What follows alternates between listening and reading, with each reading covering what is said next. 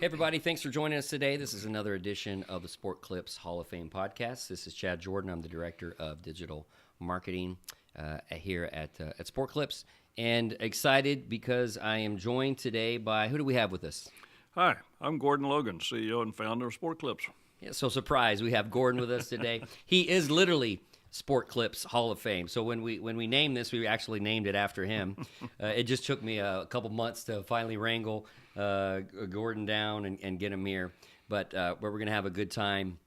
What we want to do today, if you listen to the last podcast we had with Julie Vargas, first of all, it was tremendous. Make sure you go back and listen to that. We took a leap back 25 years ago to 1993, and we went in a DeLorean, the Back to the Future time machine. Now, Gordon is a big car fan. I don't know if you guys knew that out there. But his car is more, so I think your time machine has to be more of a Jaguar. Is that what we go with? It could be a Jaguar. That works. I still have my 69 Jaguar that I bought new in 1969. So we might retrofit that to be a time machine. In fact, if you ever make it out to, we're here in Georgetown, Texas. If you ever make it out to the Sport Clips headquarters, there is a garage full of your favorite car over there. Which well, one that would has to be the 1928 Packard that my father bought new in 1928. And that's the one after the podcast you said I'd get a chance to drive if things go well. Is that right? A long time after the podcast. We'll see. The chances are this podcast will not go well enough for me to do that. But so we take a drive back. We go 88 miles an hour, and we go back to 1990. Actually, I don't even want to go to 1993. Can we go back a little bit further? Because what I'm really interested in is what is going on in your life in the early 90s in which you begin to think, hey, there's something else I want out of. I mean, you were an Air Force veteran, CPA. Correct. That's correct. MIT graduate, Ivy League MBA. There's probably a bunch of other things thrown in there. So in the late 80s, early 90s, has that entrepreneur spirit already started to kind of burst forth, or are you starting to, dip your toe in the water? What's going on around then? Well, I'd been in the salon industry for 12 years or so, by the early 90s. Opened my first salon in Austin in 1979, February 79. Okay. So I had been in business for myself for quite some time, running salons all over Texas. Had salons in Austin and in Dallas-Fort Worth area, out in Abilene, Waco, Temple. And opportunity came for me and another franchisee to purchase the franchise that we were in called Command Performance at the time. So in December of 1991, we became franchisors. And that's really the background of where we were. So you went from being a franchisee to now being a franchisor with this partner. Correct. And how, are we talking a dozen locations? Are we talking? Oh, at that time we probably had about 100 locations. Okay, throughout, I don't know, 20, 30 states. Wow. Quite a few. Mm-hmm. The system had been in bankruptcy, had been bought and sold several times, so it was not in the best of shape. Yeah. And we worked on that system for several years trying to rejuvenate it and get it re-energized, and people had been going their own way for too long. There was very little consistency in the system, and we had hard to have operational control. Very difficult. Yeah. So we had a lot of franchisees that had been in the business for quite some time, and they were looking for exit strategies. We then started looking into the future and what trends we felt like were developing and where the opportunities were. And 25 years ago, no one was paying any attention to the men and boys market. So, because this was mostly a female salon, guys would come to it, but because their wife goes there. Or it was. We had both men and women as clients, mostly women, so when we started looking at it in the future, where we wanted to be in 20, 30 years, we felt like it was more productive. Would be more productive for us to create a unique concept that would take advantage of the vanishing barbershops. Back in the early 90s, the barbershops were, traditional barbershops were going away, and there weren't very many young barbers coming along. So men really didn't have a good option. Yeah. And we felt like if we created a concept specifically for men and boys, that would be an opportunity that would carry a long, long way. So why why sports and not a dinosaur themed or Lego or whatever else men and boys? What was it about sports that just made it seem to click? Well, we thought about the Air Force, but so well, no, that's You thought you might get sued by your old employer, right? right. So once we decided to focus on men and boys, sports became kind of a natural. For two reasons. One was to cut through the marketing clutter to get people's attention when you're trying to advertise, and two was to create the environment, the ambiance. So our goal was when a man or boy walked through the front door, they'd look around and say, okay, it's my kind of place. I feel comfortable here. Yeah. And we felt like sports was a good way to do that. So you've landed, so now we're around 1992. Right? Correct. It's kind of where we correct. are. That's when we were in the thought process. Yeah. And how do you go about at that time? I assume you've had experience, so now you're putting the system together. You're putting the layout of the first store. How do you pick where the first location is? It wasn't easy, and there really weren't many options in Austin at that time. Texas was still in the tail end of a recession, or almost a depression in Texas back then. Hadn't been any new shopping centers built in quite some time. So the options for the location were limited, especially for a brand new startup concept. So we picked one that was on a high traffic area, easy to find, major intersection in northwest Austin. It wasn't an ideal center. Had a dance studio next on one side. I heard about which that. Julie told dance, you about that.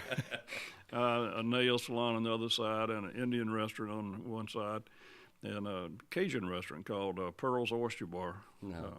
That subsequently burned down when they were having Elvis's birthday party one night.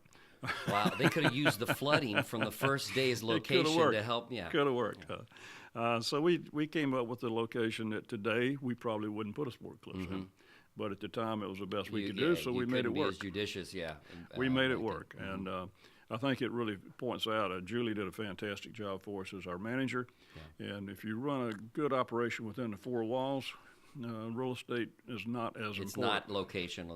That's correct. It's operation. So a question that I got just burning in my brain from my time with Julie. She told me the very first day the store opened, you were at a wedding. So who did John Paul, did he pick the wedding date first or the grand opening date? Which of those two? Was that a chicken and egg thing? How did that work out that his wedding just happened to be on what turned out to be one of the most important days of your life? Well, in hindsight, I don't know why we didn't postpone the grand opening a week or accelerated it a week. Did you ask him to postpone the wedding? That's the real thing. Didn't think of that, Chad. Right, didn't think of that, but we felt like it was important to be there at the wedding for relationship purposes, and JP and Eloise got to be good friends, and it was quite an event. It was a wedding of a lifetime, trust me. Yeah. Up in the hills of Malibu. Wow. And a 30,000 square foot mansion they'd built up there on the top of two hills they leveled. The guest list was like Hollywood, and Robin Leach was there doing interviews with lifestyles of rich and famous. And who was the lead singer for The Who? Roger Daltrey was singing "You Are So Beautiful" to Eloise when she came down. Cher was there. Daryl Hannah was there. I think you're giving us some good ideas for some grand. You remember this? This is like a grand opening's first day. Maybe you could have brought a little bit of that to Austin. That would have been great. So unfortunately, we were not here when it happened. We called in Saturday morning to see how things were going, and Karen Haney, that Julie talked about a good bit yesterday, was our vice president of operations, and only time I ever heard Karen cry. She answered the phone. How's things going, Karen? She was bawling. You wouldn't believe what happened. We left last night at midnight, and everything was perfect. And we came in this morning at 7, and the whole just salon. The frustration alone of having left a pristine and gotten everything right, only to have it really washed away.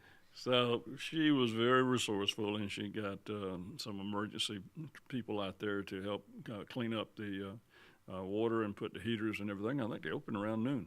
So that's amazing. Didn't slow us down that much, and didn't do so much damage to our shop, but Yeah, that poor dance studio. the dance people weren't too happy with us. Yeah, free haircuts for life.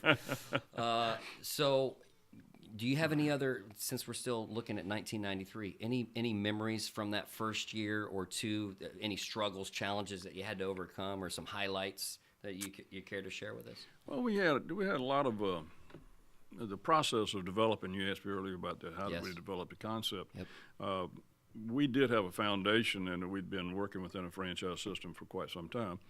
And we had an 8-step play in the command performance, and we pared that down to a 5-step. And we conformed our 5-point play to the Paul Mitchell 5-point system they had for training salons and hairstylists. Slightly different version, but we were using Paul Mitchell training programs and their advisor programs as a pattern for our training. Was that programs. like a wedding favor that they let you do? Since you came to the wedding, we'll give you this 5-point. Well, JP was always and Luke were very good to us and cooperative, and we'd known them for some years at that point, and so we adopted a lot of their philosophies and training programs, and used a lot of their trainers. The cutting system that we came up with, the All-Star cutting system, using the clock as a reference point. We used a couple of Paul Mitchell trainers who had developed that. And Tommy Callahan, working with some other folks, had developed the cutting system, and it was primarily for female. But we adapted it to men's cuts. So Tommy goes 25 years back with Sport Clips, too. Absolutely. Oh, my gosh. Absolutely. Wow. Yeah. Known Tommy longer than that. So we were very tight. When we first opened up, we were 100% Paul Mitchell. That's the only product we carried for about 4 or 5 years. And then American Crew got to be popular, and I called JP and said, JP, I know we've been... Remember I was at your wedding that first day we were open? I know we've been 100% Paul Mitchell, but he said, whatever you think's best, whatever's going to make Sport Clips more successful. Yep. So we added American Crew in the late 90s as our second line. So the design, we knew in our mind what we wanted to create. Working with salon designers, every design they came back looked like a beauty salon with some posters on the wall. Just weren't happy. And our trade association was having a meeting, our annual meeting out in Phoenix that January. And we had hired a retail store consultant, designer, to come in and look at some of our members' salons and give us pointers about how better to merchandise products. Yep. And I thought those ladies did a fantastic job on that, and I said, I think that's who we need to design our store. So we literally had the blueprints ready. We were permitted. We were ready to go. And with the other layout that you were going to go with. And so we threw it in the trash and started all over. And they did a bang-up job for us. Yeah, one of the best decisions you guys made in the early days. They captured the spirit of what we were looking for. Now, were you looking... I remember talking with Julie. She said there's some concepts, I think it was Planet Diva, if I remember right. Yes, that's right. That's a good memory. That was intended to be in malls, yes, right? That was a mall-based concept. But did you have the vision that Sport Clips could pretty much go anywhere, or were you aiming for strip malls, standalones? What? Again, in our time machine here in the early 90s, what was your thought around that? Well, we actually had 3 concepts. We still had the Command Performance, which was a full-service salon. Everywhere? Or was that in malls mostly? Both. Okay. Both. And we did have one in the mall where we put Planet Diva. And we envisioned a 3-tier program that we were thinking we'd hire stylists, young stylists perhaps right out of school, and Sport Clips. Okay.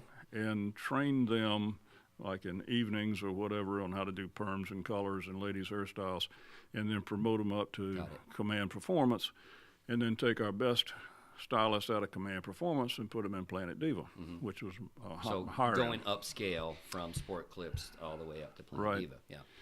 And what we quickly found out was the stylists who were really passionate about Sport Clips didn't want to go there. Right, yeah. Don't throw me in that briar patch. Let me stay here. Yeah. They had no desire to go do perms, colors, and ladies' hair in Command Performance. So that didn't work out so red hot. we've came to the conclusion fairly quickly that Sport Clips was where we wanted to focus our attentions, and so we sold our Command Performance and the Planet Diva in the mall to Regis Corporation that was buying a lot of salons back then. Yep. And that's also we negotiated with Paul Finkelstein, who was the CEO of Regis, that our Command Performance franchisees that were looking for an exit strategy, we would introduce them, facilitate, and they would pay us a termination fee to compensate us for lost royalties. So they bought 75 or 80 Command Performances, almost all of them, around the country, and that's where we got the seed money I was to going to say start. that helped finance absolutely. everything that happened with Sport Clips. Absolutely. I reminded Paul about that many times. Now he wants a time machine so he can go back. So did you know early on, within a year or two, that, hey, we got something here? I know you're confident in that this was going to work, but now that you realize we don't need the 3-tier, we got this one.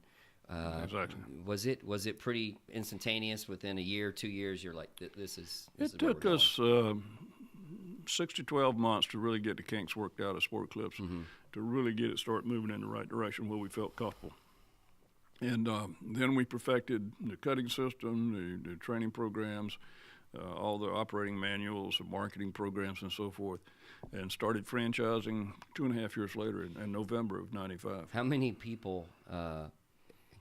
Just thinking about this, Julie, I know, was managing, but she was probably also doing some of the office stuff that you're describing here, putting together operations manuals or anything like that? No, not so much. Okay. Nancy Vandiver, who was our Vice President of Education, who had also been Vice President of Education for Command Performance, so I'd known Nancy for 10 years at that time. She and Karen had a lot to do with that, and I actually hired a consulting company out of Houston, a franchise consulting company, to help us put the manuals together. Right. Oh, excellent. Yeah. So we're now 2, 3, 4, 5 locations all around Austin, or has it started kind of spreading out from the hot spot here? The first franchise location we had was in Houston, and that opened in November of '95. Now, who's that? That team leader at the time was? Jane Booth. You're kidding. I didn't know that.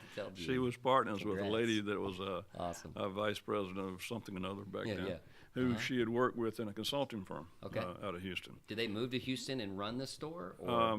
Jean always was she lived. there? Yeah, she'd been living in Houston for quite some time. Okay.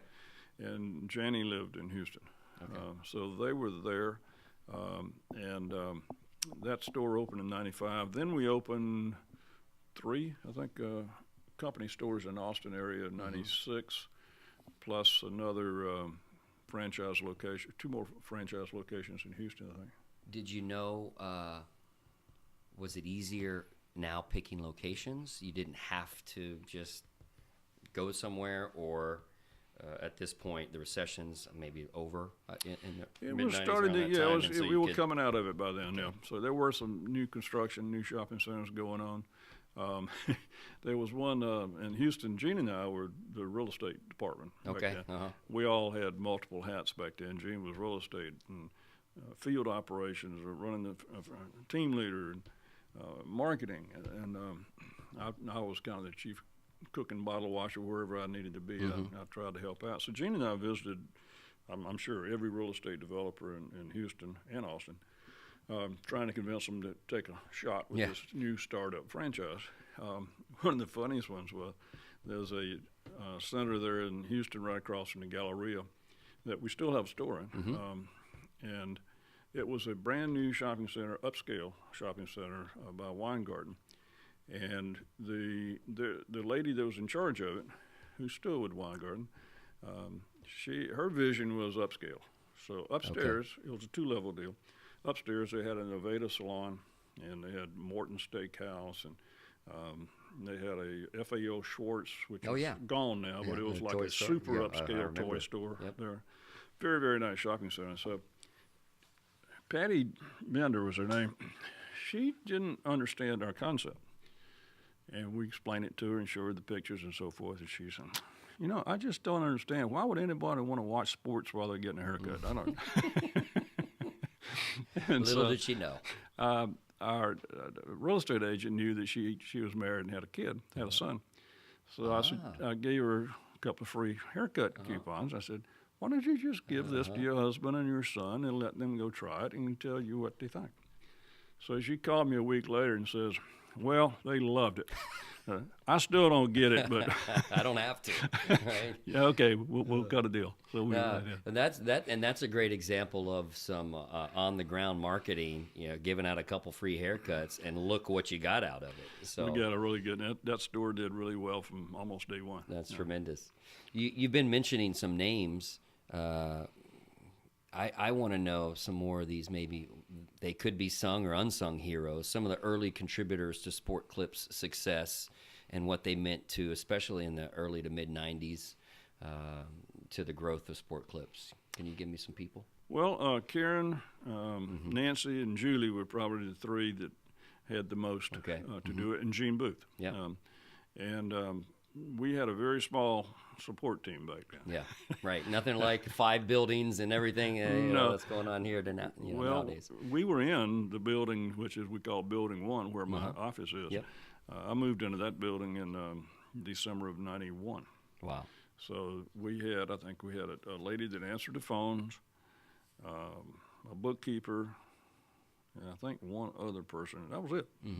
And then Nancy and Karen and Gene.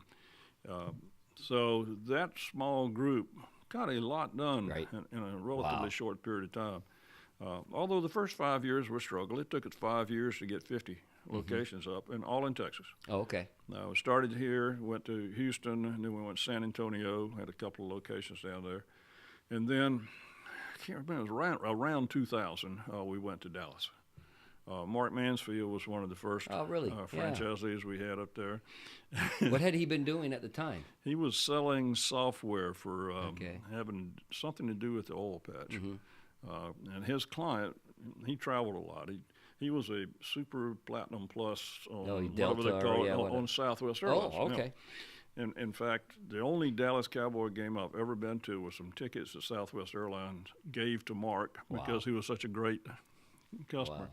So he was spending a lot of time in Houston, and I think Schlumberger was one of his clients, and their office was a couple of blocks away from our Sport Clips there. So he was getting his haircut at Sport Clips. That's how he got introduced. He started as a client. Yeah. Wow. And now he's Mark and Jan Mansfield. So and I remember the most difficult part of the thing. Mark wanted to negotiate the franchise agreement.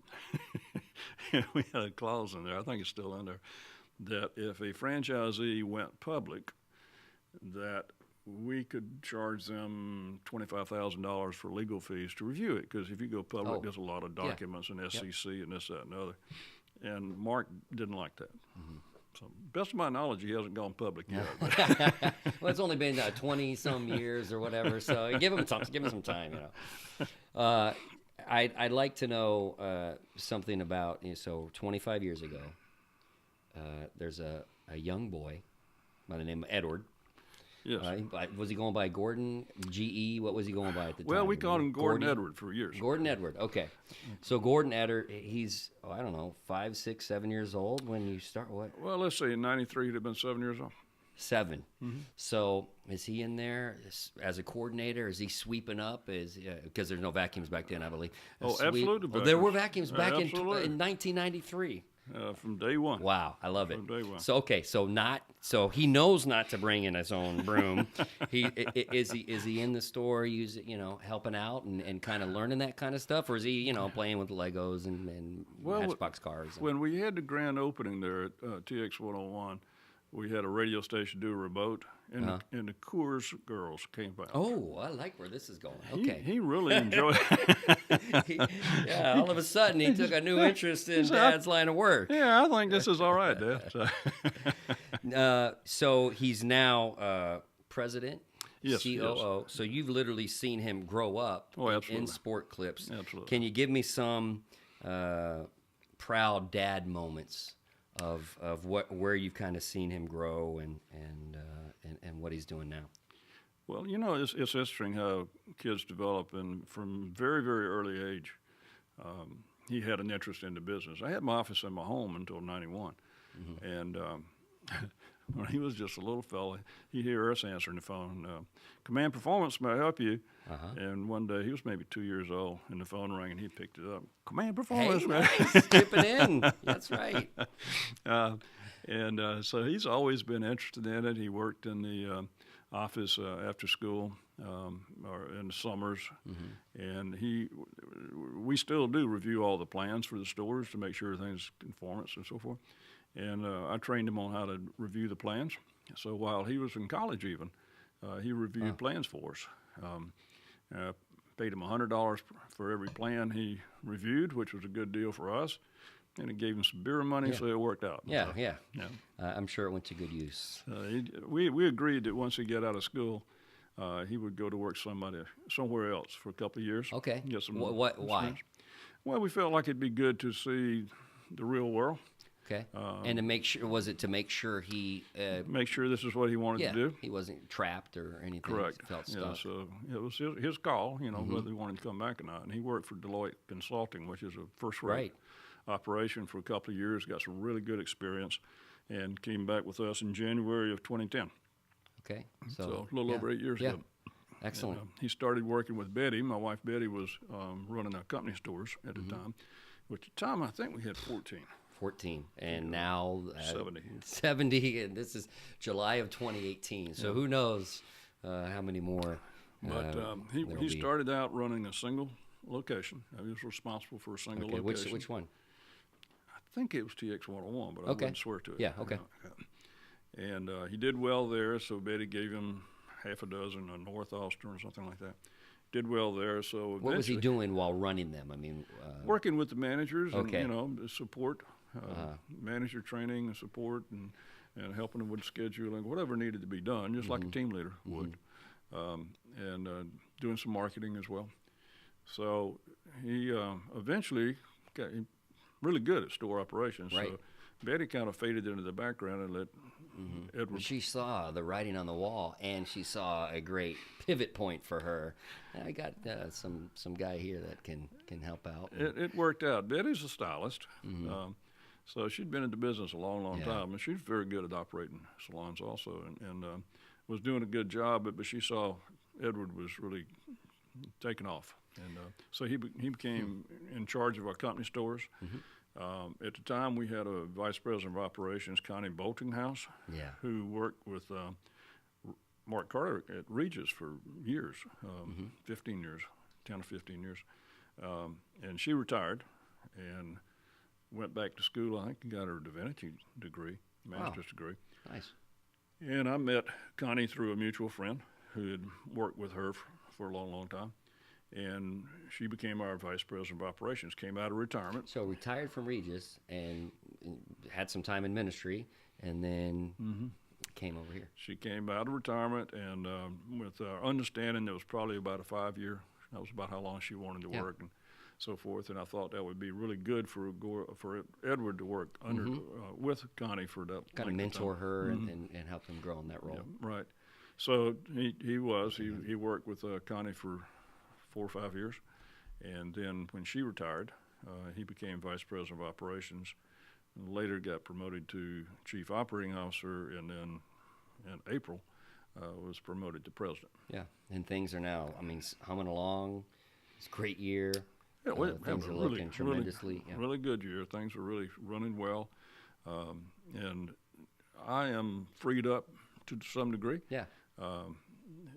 Edward's taking care of more of the day-to-day operations that I've been looking after, and that works out well for everybody. So I'm just gradually kind of back off a little here, a little bit there. I've seen you on social media. You're visiting stores. They're looping you in to be coordinator, and so I've seen you cleaning up after that. Actually, I love that part where you come in not just to sign autographs, but you're there to obviously build up. I enjoy visiting stores. I was up in Minnesota week before last, and Chicago. This in about 2 weeks, I'm going to be up in Northern Virginia, Maryland, New Jersey, Tennessee. So there are, you might know the exact number, 1,700 in the U.S., 1,730 30 locations, and then Canada has 40. Okay. Yeah. You're way better at math than I am anyway, so I was told there'd be no math on this podcast. But out of those, how many do you think you've actually stepped foot inside and seen? Are we talking a couple hundred? Oh, well over half, I'd say. Wow. Okay.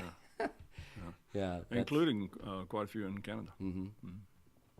So, a couple more things, and then I'll let you get out of here. You mentioned Betty, and you mentioned that she, by trade and nature, is a stylist. So, does that factor into where you were in the late 70s deciding to do the whole command performance thing, and I mean, or 80s or the 90s or whatever? I mean, is that really fed into your love for this industry, and the fact that you're married to a woman like that? I like to tell people I'm not a stylist, but I like stylists so much I married one. Excellent. I met Betty when I was running command performances. Okay. So Betty came. We met after I'd been in business for about two years. Okay. Like that. Yeah, excellent. Yeah. And so I imagine what I've seen about stylists, their care for people, how they just want people to feel better, look better, all that kind of stuff. So that's certainly been at the heart of everything that you've done with Sport Clips. Well, there's no question Betty's had a big influence on my philosophies, and we worked together for years running salons. Yeah. So, and then she kind of retired when our daughter was born in '89, and then she came back in '06 to help run to run our company stores. Yeah. So we've worked together for a long, long time. Yeah. That's why she needed a break, because she had worked together with you so long. Edward comes along and is willing, and all right. So so you are traveling quite a bit now that you kind of transition some of this stuff off. So do you guys get to go together? I mean, are you taking her on some of these? I know you go on road car trips and other fun things. It depends. Some things. We were in South Carolina. We were visiting. I forgot about that. Last month I was in South Carolina too. Your home state. And Georgia. Visiting with Bill and Mary Ann Votel down there. And we were there in South Carolina for IFA, International Franchise Association board meeting. So that's one of the things that I'm spending a lot of time on is our trade associations, our chain salon franchise trade association, ISPN, that I've been active in for many, many years. President for 8 years, I think it was. I can't remember. It seemed like 8. It might have been 4. To everybody else, it seemed like 8, but to you, it seemed like 4. Yeah. I was on the board for like 10 or 12. Still very active with that. And we have a coalition called Future, the Beauty Industry Coalition, working for change in regulations. Our industry is regulated in the states. So that was one of the reasons I was in Minnesota with the meeting with that group as well. So, and VFW Foundation Board, the USO advisory board up at Fort Hood. So I'm involved in a lot of things. So I'm still busy. Yep.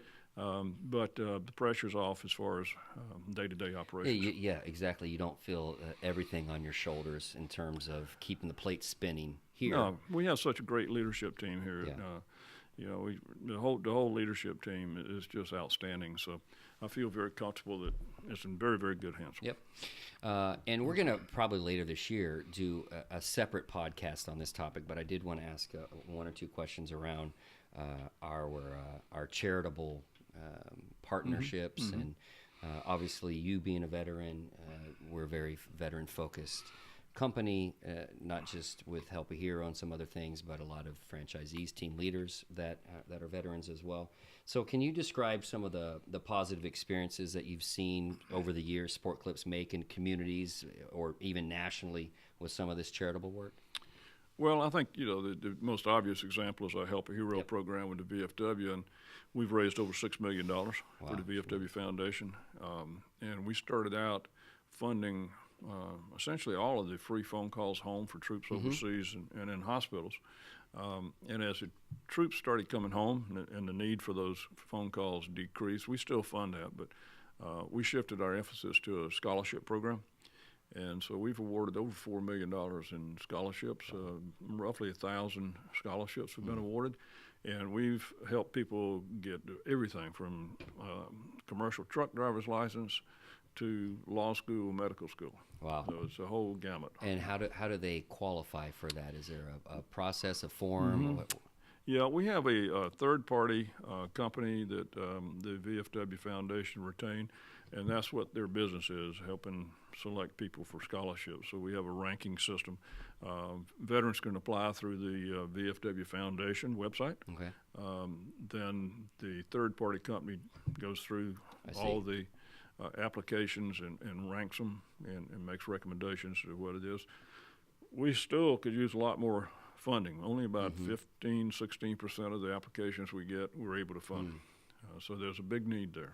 Well, what we'll do with this podcast is we'll get a transcription. I will link to that process in this part of the conversation so that people can both request. And is there a donate button at the VFW site? I'm sure it is, but it's on our website too. Okay.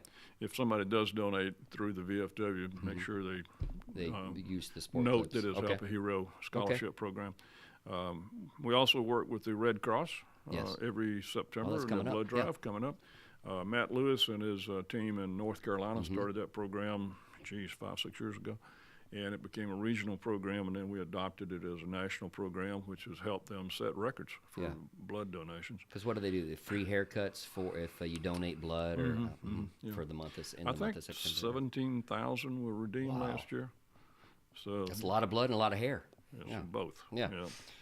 We also do a lot of other things. We do St. Baldrick's. St. Baldrick's, we're the first national sponsor of St. Baldrick's. We committed $1 million over 3 years to St. Baldrick's, and I think we're about 2 years into that program. And you still don't have your beard from when it got shaved at that huddle a couple years ago. So. Saved my mustache, but not my beard. Yeah. So we were around $750,000, $800,000 we've raised already with another year and a half to go. Ageless Aviation Dreams, great program. We're the primary sponsor on that with the Stearman biplanes giving rides to veterans in assisted living homes. I love seeing those when stores participate and put it on their social media. That's just that's heartwarming and it is. It means a lot to the veterans, and it means a lot to our team leaders. Yeah, exactly. It's so intrinsically rewarding, right? To go out there and do that. So we do some other things. When I'm up in Northern Virginia in a couple of weeks, we sponsor the Alethea Foundation. There sponsors dinners every Friday night for soldiers and going through rehab at Walter Reed Naval Hospital. They and their families, and some of them are there for a long, long time. So and this is once a year? They do it every Friday night. Oh my gosh! Okay. We do 2 or 3 a year. Okay, so we actually sponsor a couple a year. Okay, wow. And so it's really nice for them and their caregiver, their family members. Are we talking soup kitchen, or are we talking? We're talking about Morton Steakhouse. Oh, okay, all right. Wow. Nice, really nice. It was started by a fellow who owned a steakhouse in a hotel there in Washington, I don't know, 20 years ago, something like that, and it's taken on a life of its own now. So it's I love it. We do a lot of dinners at the National Press Club, which is really a cool place. Yeah. But it's first class. Yeah. Then USO locally, we do the Boys and Girls Clubs. We do CASA, which is court-appointed Special Advocate. Special Advocate. Yeah. We do that. Williamson County Child Advocacy Center. We do ROC, which is Right On Center for Kids, which is equine therapy for kids, especially kids with emotional problems or autistic kids, and veterans with PTSD. Yeah. That's a very, very worthwhile program, and we're the title sponsor for the USO fundraiser every year for Fort Hood. And, Fort Hood's the largest military installation in the U.S. in the world, I think. And the USO does a great job up there supporting. So we got to stay busy just to fund all these charitable activities and endeavors that Sport Clips is supporting. Well, and there's other smaller things that we help out with, the YMCA's and so forth. But then our team leaders in our stores around the country do things on their own too. So Sport Clips gives a lot back to the community, and I think that's very important. It's part of our culture. And I think that's one of the reasons why we're able to attract and retain some of the outstanding people that we do, because we are a caring, giving organization. And I would be remiss if I didn't mention the Wayne McGlone Memorial Relief Fund. For sure. As you know, Wayne was an area developer in Maryland and had a heart attack and passed away at a very young age. And we established this program in his memory because Wayne passed away Monday or Tuesday of a week. That weekend, we lost two stylists. I think one was a manager and one was a stylist in car accidents. Oh, my. We went like, oh, man. Yeah, how many gut punches can we take, right? So, we have 17,000, 18,000 people in our system, so it's inevitable that bad things are going to happen to good people. And so we established this fund about 5 years ago to help our team members when they have unexpected tragedies, serious illnesses, tornadoes, floods, car wrecks, whatever. And to date, we've awarded, I think it's $1.85 million to our team members. Tremendous. What about two more questions? Well, Okay. two more questions that can have follow-ups, and then I'm going to ask you some that I can't follow up on, okay? So the first question, speaking about all this charitable activity and core values and treating others the way they want to be treated, that sort of thing, just looking back, what do you think has been, over these 25 years, one of the most rewarding parts or rewarding features of your Sport Clips experience? Well, one of my favorite sayings is Zig Ziglar, who's a motivational speaker. I love Zig. He's not with us anymore, but he's a great speaker, motivational speaker. And one of his sayings was, you can have everything you want if you help other people get what they want. Yeah. And that's really what franchising is about. We've been able to help our team leaders achieve their dreams or goals or financial independence, and we've been able to help a lot of our team members achieve their career objectives and raise a family, buy a home. So a lot of opportunities have been created for a lot of people that might not have been available to them otherwise. So that's the most rewarding part about our experience is seeing so many people happy and feeling good about themselves, about their personal and their professional lives. That's a great part of what we've Was that accomplished. one of the main factors in the early days on why you wanted to franchise? I mean, you could have taken this one, especially when you saw it was successful, and just kept it to yourself and gotten financing and done it all. But was that one of the? Was that one of? What were the? What was the key reason on why franchising? Well, the key reason was that we recognized that if we were successful, which I intended to be, that there would be copycats, knockoffs. Yeah. And I wanted to grow it from a local to a regional to a national brand as quickly as possible, so that even though when copycats come along, we would be top of mind awareness. Right, footprint already. When people think haircuts for men and boys. Right. And a good example of that is Regis Corporation started the knockoff concept 6 or 8 years ago, called Pro Cut Sport.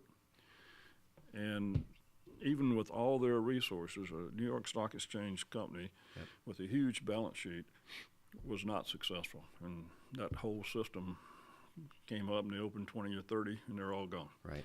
And that's because I think that we had established ourselves and other people trying to piggyback on the sports theme and so forth, it just didn't work. So is that now a nod or a kind of recognition that copycats are going to come and mimic you out of envy, or is there ever any personal offense, like, oh, here comes another one that's trying to, they even taken our colors, right, our logo colors. How do you do that? I think the time I got insulted a little bit was when Aaron Groningen's dad, who started Roosters in Michigan, moved their headquarters to Round Rock, which is 10 miles down the road. that was crossing the line. Literally a state line, a county line. Right in my backyard. What is this? But there's America's a very entrepreneurial country, and so there are always going to be people looking for opportunity, and they see our success and they think, well, if he can do it, we can do it. So we have a lot of competition out there. Obviously, everybody's getting their haircut somewhere, and we have to take market share away from people that exist today, and they're trying to take market share away from us. So that's why it's so important for us to focus on inside the four walls and executing the 5-point play. Yep. If we do that, we're just fine. We've got many locations that are in the same shopping center, in some cases literally next door to competitors like Great Clips and Hair Cuttery and other Supercuts and others, we do fine. Yep. We do fine. I was visiting a store in Philly. Yes, in North Philly. Yeah. Yeah, and there's a Hair competitor. Cuttery. Yeah, right next door, and a mom with 2 kids went right by the Hair Cuttery and came in to that location. Now she may go next door to Hair Cuttery. Yeah, she might. While her kids are getting lollipops and MVP experience next door. So last question, and then the quick follow-up questions. I know you got to go. What is maybe the biggest change you've seen in 25 years industry-wide, from 1993 to where we are today?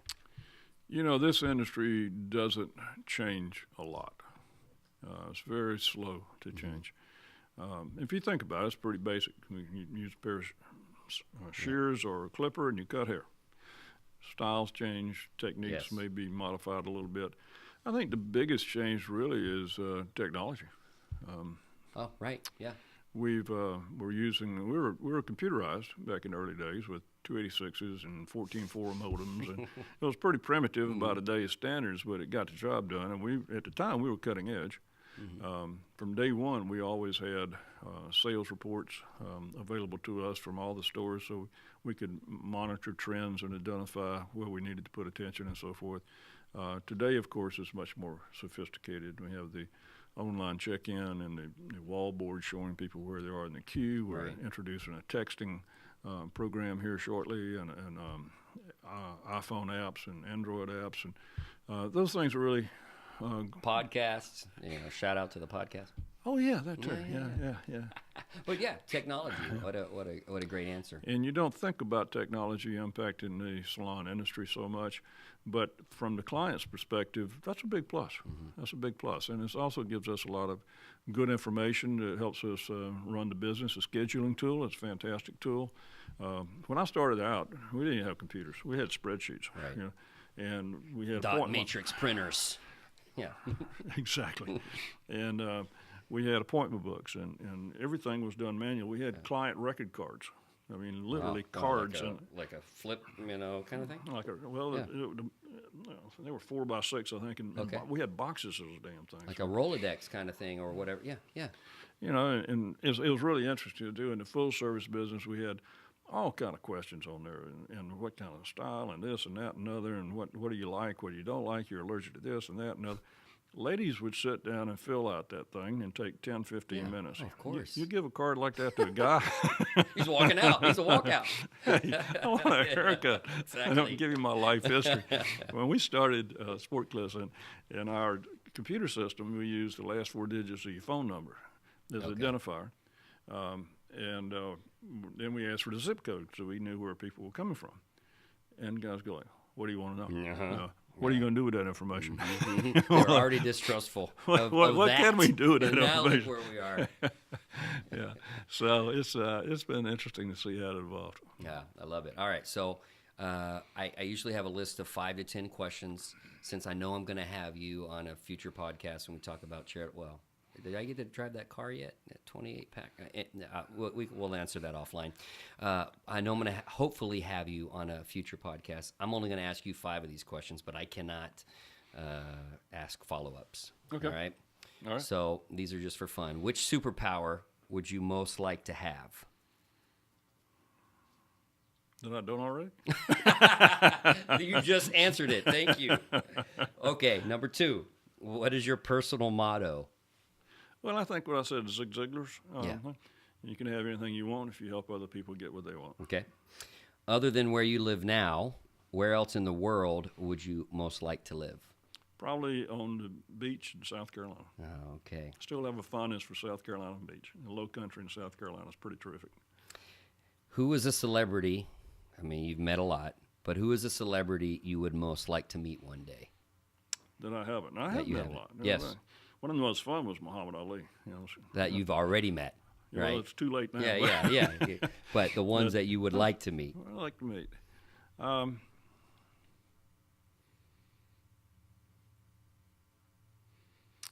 Chad, I should have been thinking about this. We're fine. Warren Buffett, I think. Although I've met Warren, but just briefly. Okay, but not a sit-down conversation, have a meal with. That's what we're talking about. I met him on the starting grid at Daytona one year. Yeah. Because he's involved with M&M's, helping the Morris family buy Wrigley's chewing gum, I think it was. Uh-huh. And so he was Coach Gibbs' guest. Okay. And he was down there sponsoring Kyle Busch. And I think we were sponsoring Joey Logano at the time. Okay, so this is 5-6 years ago. So he was standing there with Coach Gibbs, and Coach Gibbs motioned to me and come over. We'd qualified second or third, I think it was. Maybe that time we may have been on the pole. And they qualified fifth. And so Coach Gibbs said, Gordon, come over here and meet Warren Buffett. So I went over there and said, Mr. Buffett, I just want to point out to you, you know, if for just a few dollars more, you too could be. How did that go over? He had a good sense of humor. Okay. I was going to say, maybe that's the last time that you got to meet him. He seemed to have a good sense of humor. I like it. Last question. Which words or phrases do you most often overuse?